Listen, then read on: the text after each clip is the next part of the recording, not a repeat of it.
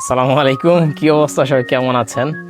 ভাতিজা আসো, আমার ভাতিজা আবির, আমরা যাইতেছি মাছ দেখার জন্য।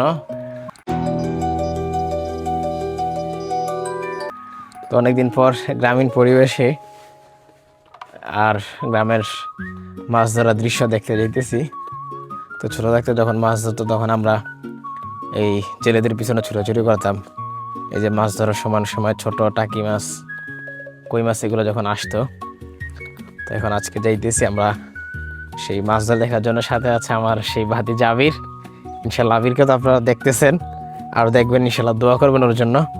তো এখন আমরা যাই, আপনারা সাথে থাকেন, দেখি আজকে গ্রামের মাছ ধরার দৃশ্যটা আপনাদেরকে একটু দেখানোর চেষ্টা করবো ইনশাল্লাহ। এই চলতেছে আমাদের মাছ ধরা, এখন জাল টানা হচ্ছে, কিছুক্ষণ পরে জাল উঠানো হবে। এই যে জাল টানা চলতেছে, দেখেন।